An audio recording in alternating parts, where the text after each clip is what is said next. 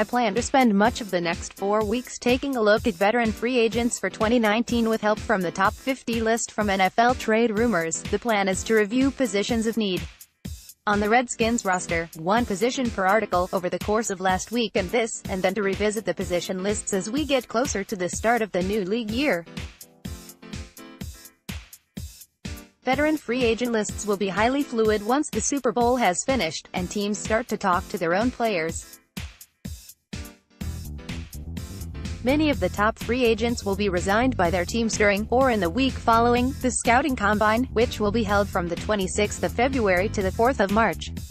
I plan to revisit lists of key available free agents again ahead of the beginning of free agency when it becomes clearer which players have decided to stay with their current teams, and which ones seem committed to testing their value in the open marketplace.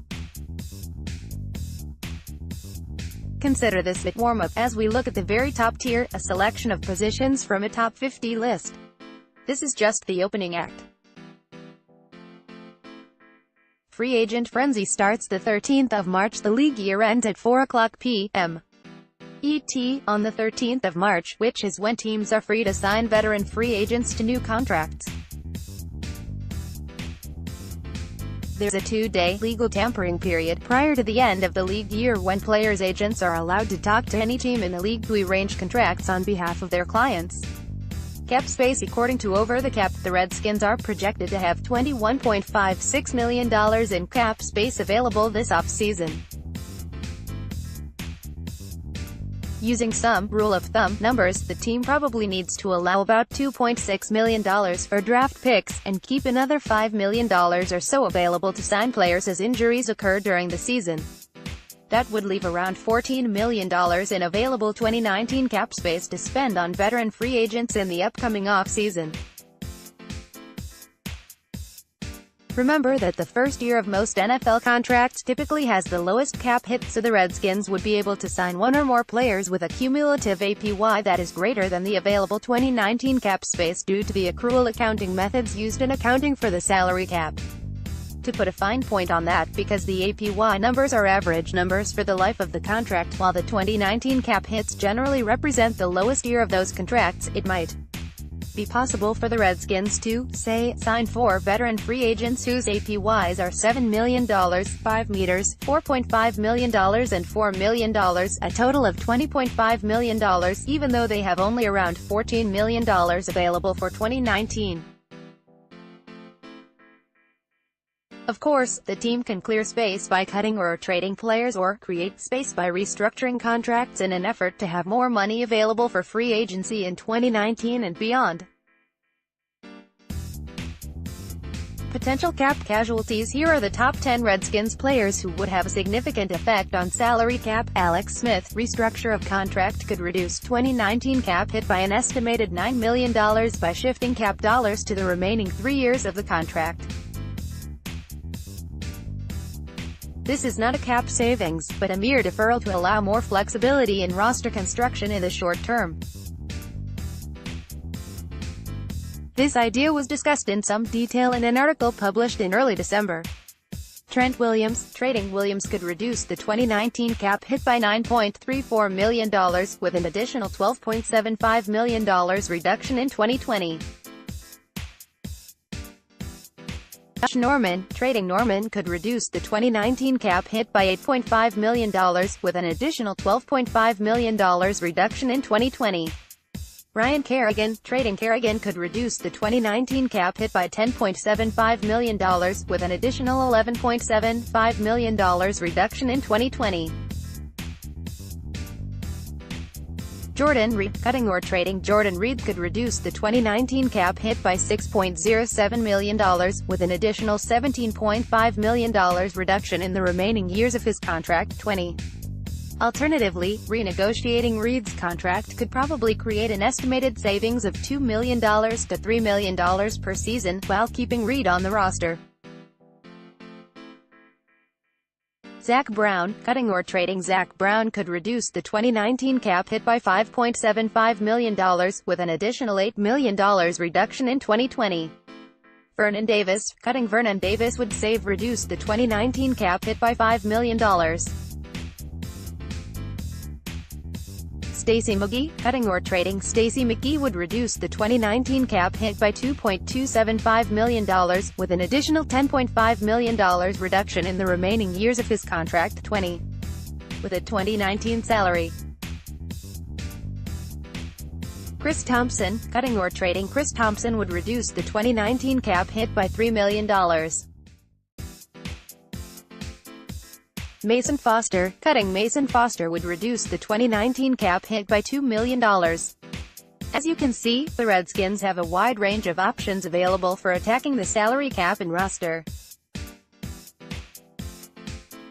They could simply stand pat on the existing roster and focus the draft and limited free agency. They could make selected salary cap moves, giving them sufficient room to make one or two key signings, or they could really clear out the roster, load up on draft capital and perform a complete roster teardown. Roster needs. The Redskins have a very large number of players under contract currently, as they ended the year with 24 players on IR, 1 player on reserve, NFI, and 1 on the commissioner's exempt list in addition to the regular roster, practice squad players and futures contracts. Still, the team will have holes in the roster, partly due to injury, partly due to expiring contracts, and partly due to the need to upgrade positions. The front office expects to have 8 draft picks April in addition to the cap space available to sign veteran free agents starting the 13th of March. Allotment of compensatory draft picks should be announced on the 22nd of February. Upcoming Redskins veteran free agents. Here's the list of 2019 Redskins veteran free agents. According to Over the Cap, the team can bolster the roster in a number of ways: re-signing its own free agents, trading for veteran players, drafting player in Nashville from 25 to 27 April. The Redskins will probably have 8 draft picks, the first being 15th overall, signing veteran free agents, starting from the 13th of March, signing undrafted college free agents, starting the moment the draft ends on the 27th of April. Today's article will focus solely on veteran inside linebackers, and today I plan to only look at the 2 ILBs that appear on the top 50 veteran free agents list published this week by NFL Trade Rumors. Click here to read the full top 50 list from NFL Trade Rumors. Mosley, Baltimore, 27 years old, the 17th overall pick in the 2017 NFL Draft. Mosley earned his 4th Pro Bowl selection in 2018.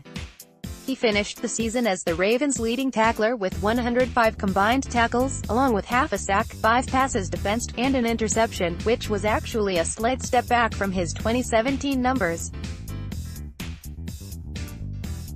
The track projects Mosley's contract at 5 years, $48.8 million, APY of $9.7 million.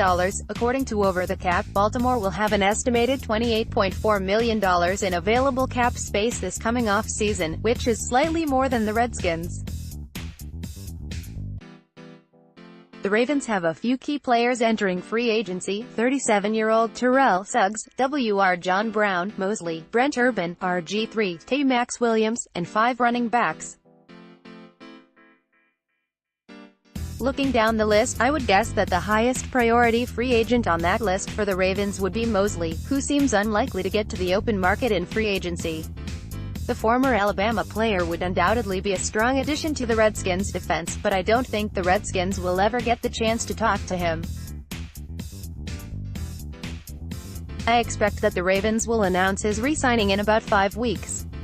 Jordan Hicks, Philadelphia, 27 years old. Hicks was healthy for the first 11 games this season for the Eagles, played practically every snap, and was pushing toward a new contract this offseason as a free agent.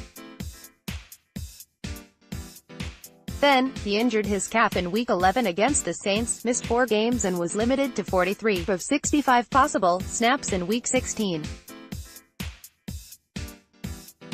He led the Eagles in tackles before going down, and finished the season with 91. Hicks is an especially interesting case because when he was been totally healthy, he's certainly been impactful. In 2016, he was stellar, amassing 86 tackles, 6 tackles for loss, 5 interceptions, 1 sack, 1 fumble recovery and 11 pass deflections.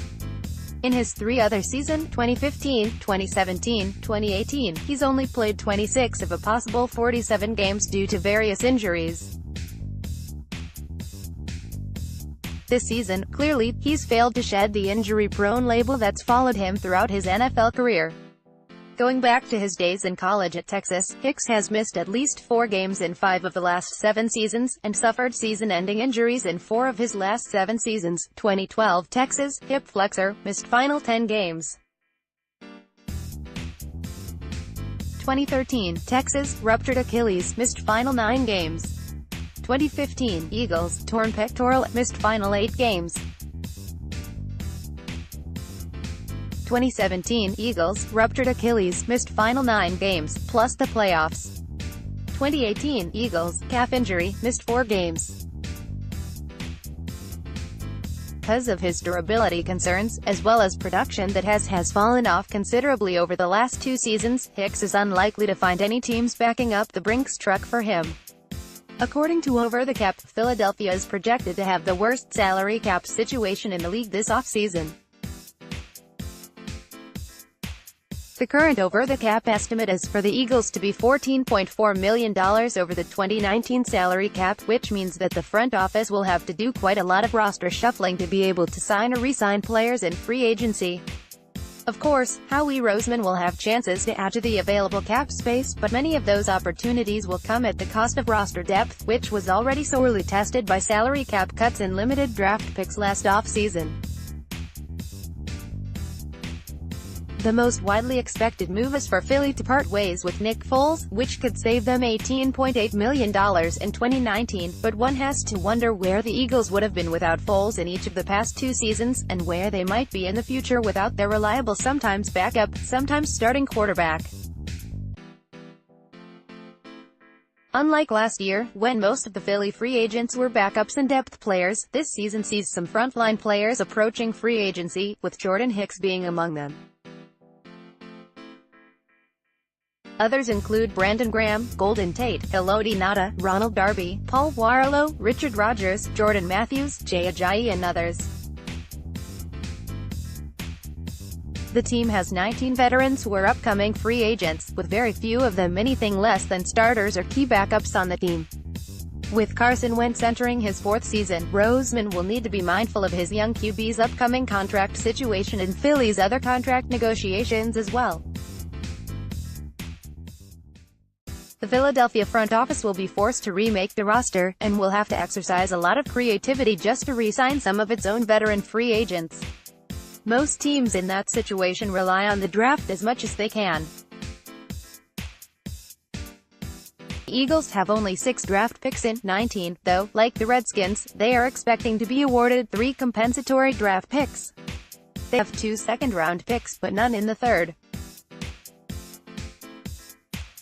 All this is to say that, as important as Jordan Hicks is for the Eagles' defense, salary cap limitations may mean that the team won't be able to keep him, and Philly may turn to the draft to replace him.